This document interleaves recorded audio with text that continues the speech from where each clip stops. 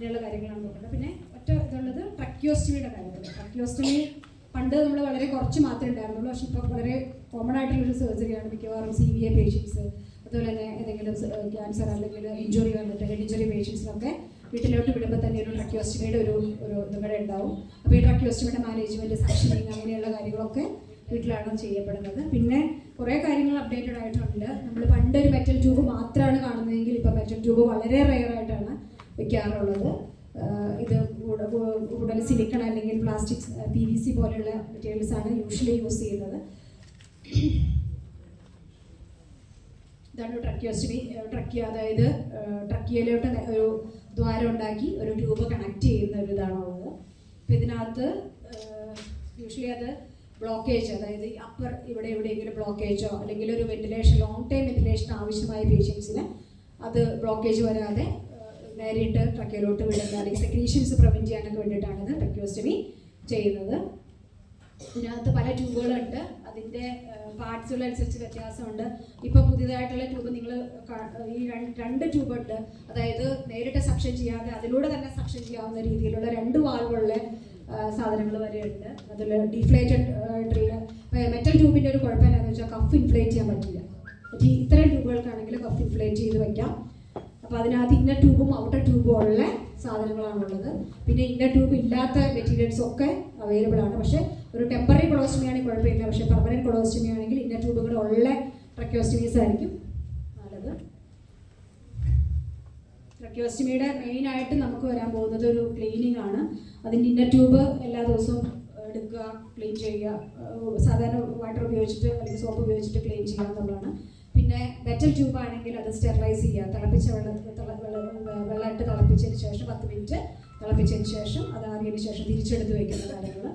പിന്നെ outer tube നമ്മൾ സാധാരണ എടുക്കാറില്ല, പക്ഷേ ഫുള്ളായിട്ട് ബ്ലോക്കേജ് വന്നു കഴിഞ്ഞാൽ നമ്മൾ പറയാറ് ഔട്ടർ ട്യൂബ് കൂടെ എടുത്തിട്ട് എത്രയും പെട്ടെന്ന് ഹോസ്പിറ്റലിൽ പോകുന്ന പറയുന്നത്. കാരണം ബ്ലോക്കേജ് ഉണ്ടായിട്ട് ശ്വാസതടസ്സം ഉണ്ടാവാതിരിക്കാൻ വേണ്ടി മാത്രം.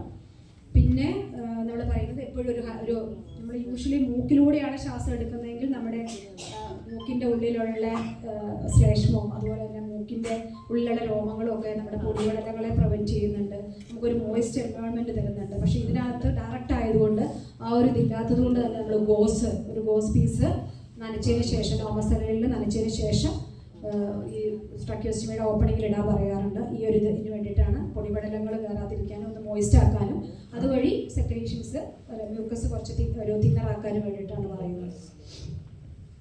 പിന്നെ ഇന്നർ ട്യൂബ് എങ്ങനെ എടുക്കാം, എങ്ങനെ അത് ക്ലീൻ ചെയ്യാമെന്നുള്ളത് അത് വീട്ടുകാരെ നമ്മൾ പഠിപ്പിച്ചു കൊടുക്കേണ്ടതായിട്ട് വരും. കാരണം അത് സെക്രീഷൻസ് ഒന്ന് അടഞ്ഞു പോയി കഴിഞ്ഞാൽ പിന്നെ അത് അവർക്ക് ശ്വാസം മുട്ടുണ്ടാവാൻ സാധ്യതയുണ്ട്. പിന്നെ സ്കിൻ കെയർ, അതായത് ട്രക്കിയോസ്റ്റമിയുടെ ഒരു ഇനീഷ്യൽ സ്റ്റേജിലുള്ള സ്കിൻ കെയർ എന്ന് പറഞ്ഞാൽ മിക്കവാറും ആ ഒരു സ്കിൻ ചിലപ്പോൾ ഈ ട്യൂബുമായിട്ട് ഇരുന്നിട്ട് ടച്ച് വന്നിട്ടൊക്കെ ആ ഒരു സ്കിന്നിന് പോയിട്ടുണ്ടാവാം. അപ്പോൾ അത് ക്ലീൻ ചെയ്ത് സാധാരണ നമ്മളൊരു ഊണ്ട് വൃത്തിയാക്കുന്ന പോലെ ക്ലീൻ ചെയ്തു, സലൈൻ വെച്ച് ക്ലീൻ ചെയ്തു. മരുന്ന് വേണമെങ്കിൽ മരുന്നിട്ടതിന് ശേഷം ഗോസ് പീസ് വെച്ചിട്ട് എപ്പോഴും ഒരു ഉണങ്ങി കഴിഞ്ഞതിന് ശേഷം നമ്മളിപ്പോൾ അതിനകത്ത് ഗോസ് പീസ് വെച്ചില്ലെങ്കിൽ കുഴപ്പമില്ല. പക്ഷേ ഒരു ഇമ്മീഡിയറ്റ് പോസ്റ്റ് ഓപ്പറേറ്റീവ് പീരിയഡിൽ ഒരു സ്കിന്നുമായിട്ടുള്ള ഈ ട്യൂബ് സ്കിന്നുമായിട്ടുള്ള കോണ്ടാക്ട് വരാതിരിക്കാൻ വേണ്ടി ഒരു ഗോസ് പീസ് അല്ലെങ്കിൽ ഒരു പാഡോ വെക്കുക എന്നുള്ളതാണ്. അപ്പോൾ അതിനകത്ത് ചില കമ്പനീസ് ഉണ്ട്, അവർ തന്നെ അതിനകത്ത്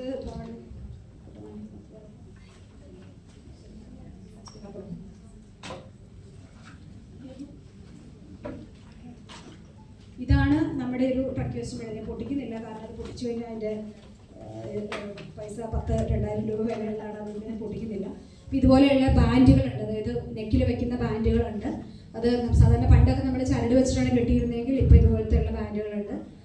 100-150 രൂപയ്ക്കാണ് ഒരു ബാൻഡിന് വരുന്നത്. അപ്പോൾ ഇതാകുമ്പോൾ അത് ഭയങ്കര കംഫർട്ടബിളാണ്, അവർക്ക് വേറെ ഫീലിംഗ് ഒന്നുമില്ല.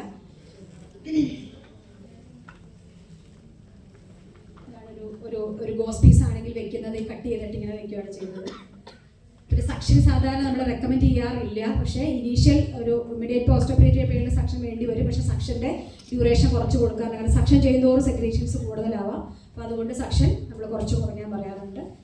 പിന്നെ നമ്മളൊരിക്കലും ഒരുപാട് ഉള്ളിലോട്ട് ഇടാൻ പാടില്ല, അത് കുറേ നേരം വെച്ചിരിക്കാനും പാടില്ല. പെട്ടെന്ന് തന്നെ സക്ഷൻ ചെയ്ത് അപ്പം തന്നെ എടുക്കുക എന്നുള്ള സിംഗിൾ ഇത് വെച്ചിട്ട് എടുക്കുക എന്നുള്ളതാണ്.